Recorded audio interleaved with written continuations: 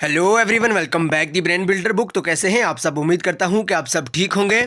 Friends, आज की ये वीडियो काफ़ी ज़्यादा इंपॉर्टेंट रहने वाली है उन एस्पिरेंट्स के लिए जो अपकमिंग एसएससी के एग्जाम के लिए प्रिपरेशन कर रहे हैं।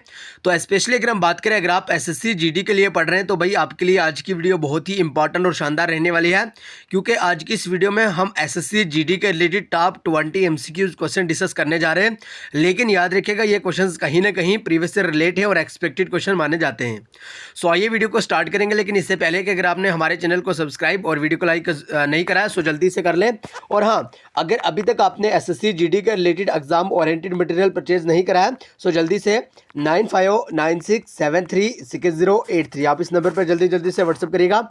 आपके लिए एक स्पेशल डिस्काउंट ऑफर रखा हुआ है, आप इस ऑफर का लाभ उठाइए और जल्दी से पीडीएफ लेके उसको 2 से 3 दिन में रिवाइज करिए अच्छे बढ़िया शानदार तरीके से।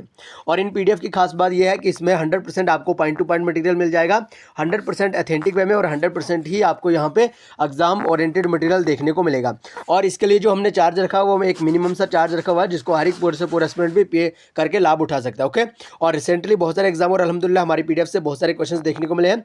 बहरहाल जल्दी से पीडीएफ लेके इनको 2 से 3 दिनों में रिवाइज कर लीजिए और उसके बाद अपने एग्जाम में अच्छा स्कोर लेके आइए। ओके, सो आज की वीडियो बहुत ही बेहतरीन और शानदार रहने वाली है, क्योंकि एसएससी जीडी के related top 20 MCQs expected questions यहाँ पर डिस्कस करने जा रहे हैं। आइए वीडियो को स्टार्ट करेंगे, लेकिन अगर अभी तक आपने हमारे व्हाट्सअप ग्रुप और टेलीग्राम चैनल को ज्वाइन नहीं करा है सो जल्दी से ज्वाइन कर लीजिए, क्योंकि टेलीग्राम चैनल पर डेली के इंपॉर्टेंट क्विजेज मिल जाते हैं और व्हाट्सअप ग्रुप में आपको डेली के जॉब्स के रिलेटेड कोई भी अपडेट हो या कोई भी इंपॉर्टेंट क्वेश्चन हो आपको व्हाट्सएप ग्रुप में भेजा जाता है। सो आइए आज की वीडियो को स्टार्ट करेंगे। In which year was the treaty of Amritsar signed? भाई आपसे पहले क्वेश्चन में पूछा गया है कि ट्रीटी ऑफ अमृतसर कब साइन करा गया। सो जल्दी से भी करेक्ट आंसर देने की कोशिश करें। और अगर आपको हर एक आंसर देखिए, कोई भी क्वेश्चन हो उसका जब भी आपको यहाँ पे आंसर पूछा जाए तो आपको साथ साथ में कमेंट बॉक्स में लिखना होगा। इससे यूँ होता है कि आपको कहीं ना कहीं पे अपनी प्रिपरेशन का अंदाज़ा हो जाता है और वीडियो के एंड पे अपना टोटल स्कोर जरूर बताइएगा। आज की इस वीडियो में से आपने टोटल कितने क्वेश्चंस करेक्ट करें, 18, 10, 18, 9, 18, 8 या 18, 11। सो जल्दी से बताइएगा भाई ट्रीटी ऑफ अमृतसर कब साइन करा गया। करेक्ट आंसर यहाँ पे हो जाएगा ऑप्शन बी, दैट इज 1809।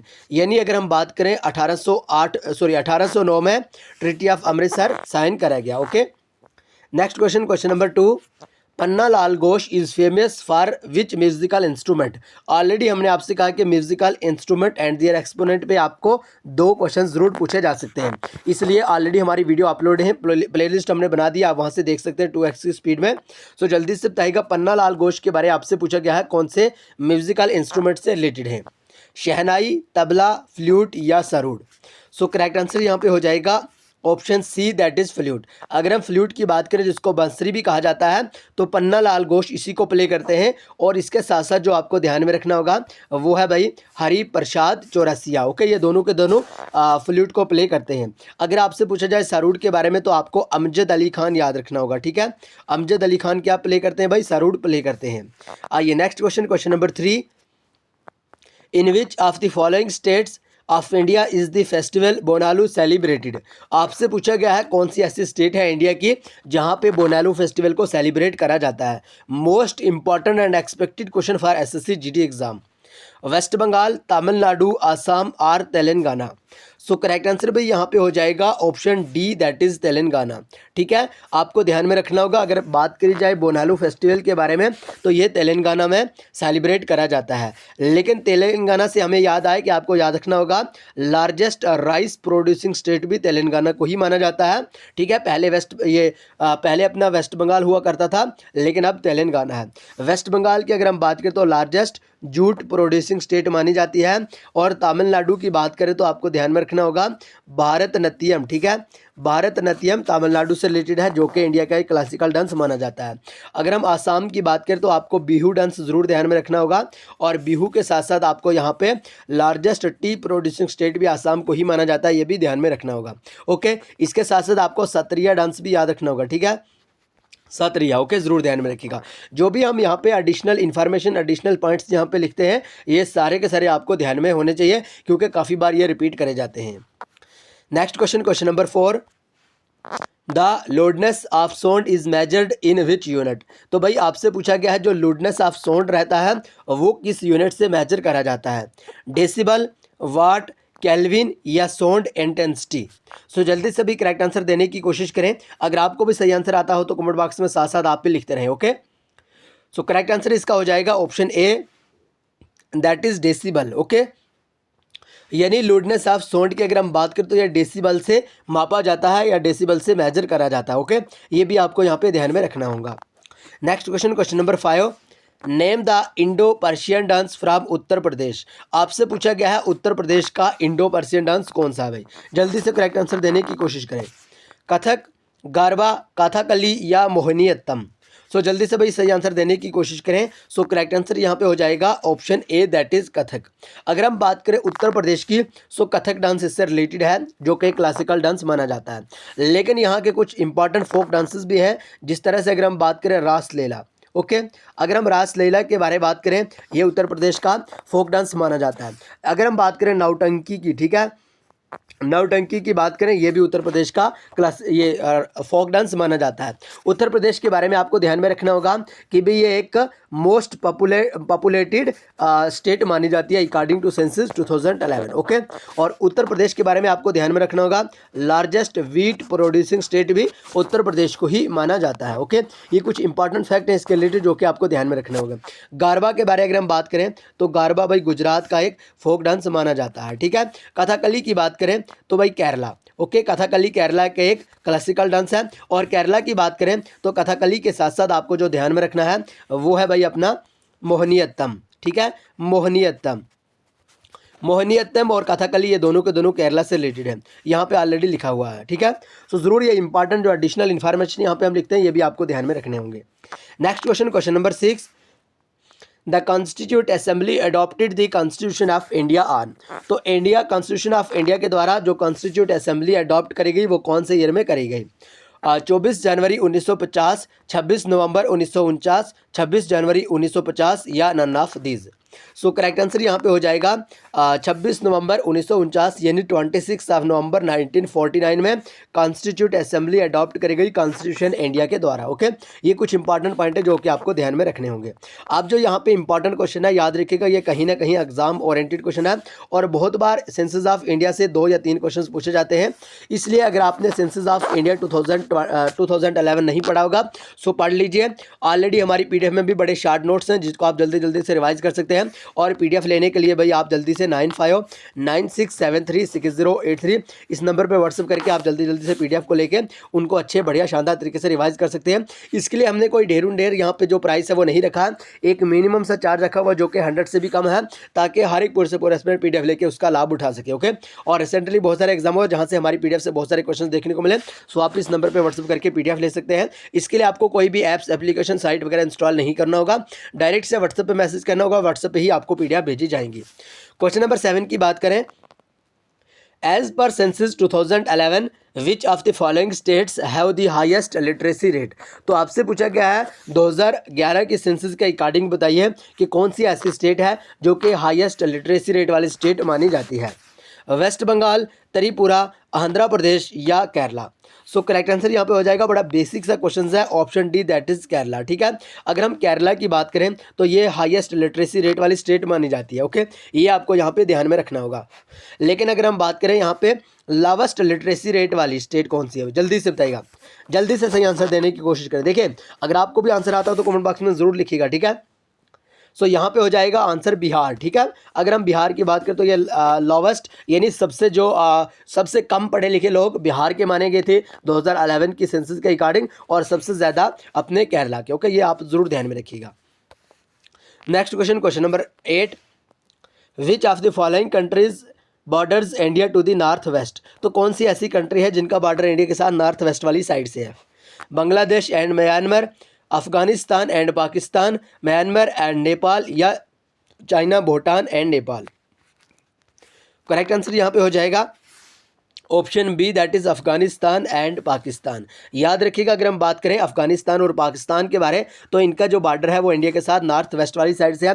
देखिए कुछ यहाँ पे हम छोटा, हमें मैप बनाना नहीं आता है, लेकिन चलो छोटी सी कोशिश करेंगे कि यहाँ पे इस तरह से आपको समझाया जाए मैप के जरिए। सपोज मान लीजिए ये भाई हमने यहाँ पे इंडिया का मैप बनाया है, ठीक है, ये आ गया अपना इंडिया का मैप। अब देखिए आपको पता है ये है अपनी नॉर्थ वाली साइड, आपको पता है ये है साउथ वाली साइड, आपको पता है भाई ये है ईस्ट वाली और ये है वेस्ट वाली साइड।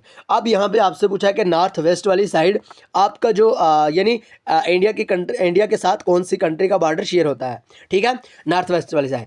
अगर हम पहले ऑप्शन को ले लेना बांग्लादेश और म्यांमार को, आपको पता है बांग्लादेश कुछ इस वाली रेंज में पड़ता है, यानी ईस्ट साउथ ईस्ट वाली साइड में, आपको पता ही है।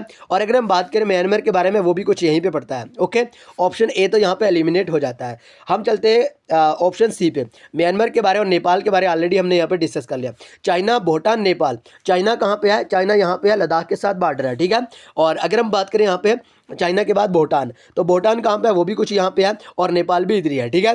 तो यहाँ से हमें पता चलता है कि ऑप्शन सी भी हम एलिमिनेट कर सकते हैं। ओके, उसके बाद अगर हम बात करें डी के बारे में, ऑप्शन डी के चाइना, भूटान, ये अपना नेपाल, तो यहाँ पे आ जाता है, ठीक है। और उसके बाद हमारे पास एक ही ऑप्शन बचता है जो कि है ऑप्शन बी, यानी अफगानिस्तान और पाकिस्तान। अगर हम बात करें पाकिस्तान का बॉर्डर यहाँ से है, इस तरह से आपने देखा ही होगा।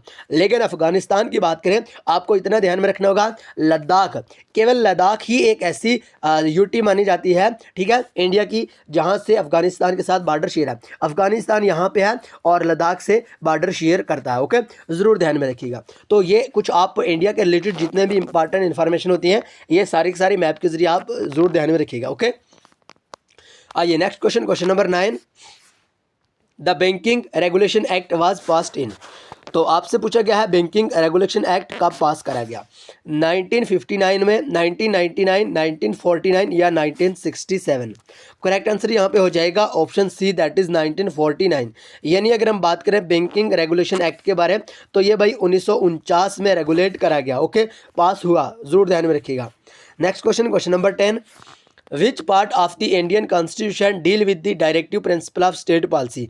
देखिए अगर अभी तक आपने आरआरबी ग्रुप डी की पोस्ट के लिए अप्लाई नहीं करा है, अगर आपने आरआरबी ग्रुप डी की पोस्ट के लिए अप्लाई नहीं करा है, तो जल्दी से अप्लाई कर लीजिए, क्योंकि आप सब एस्पिरेंट्स के लिए यहाँ पे रेलवेज़ की तरफ से एक बिग अपॉर्चुनिटी यहाँ पे निकल के आई है, जिसमें भाई 32,000 प्लस जो वैकेंसीज हैं वो देखने को मिल रही है। सो 23 जनवरी से आपके जो फॉर्म हैं वो अप्लाई हो रहे हैं, ठीक है।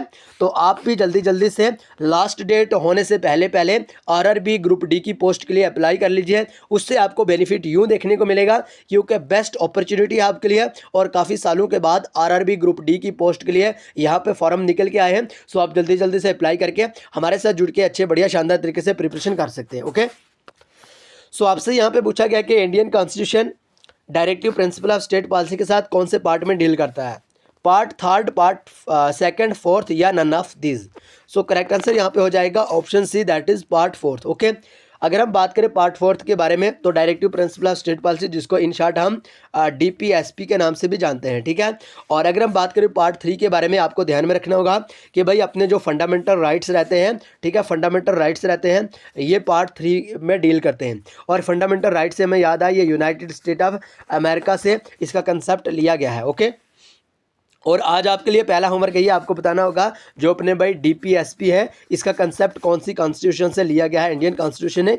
आज आपके लिए पहला होमवर्क यही है। आप सबको पता होगा हर एक वीडियो में हम 2 या 3 आपके लिए होमवर्क ज़रूर रखते हैं। सो आज का पहला होमवर्क जल्दी से आप कमेंट बॉक्स में लिखिएगा। Question number 11। Which musical instrument are played by Pandit Ravishankar? आपसे पूछा गया है पंडित रविशंकर के द्वारा कौन सा म्यूजिकल इंस्ट्रूमेंट प्ले करा जाता है? Most important and expected question, और याद रखिएगा फेवरेट क्वेश्चन है एसएससी जीडी का। फ्लूट, सितार, शहनाई या सरोद? सो करेक्ट आंसर यहाँ पे हो जाएगा option B, that is sitar, ठीक है। अगर हम सितार की बात करें तो ये पंडित रविशंकर प्ले करते हैं। ओके, जरूर ध्यान में रखिएगा।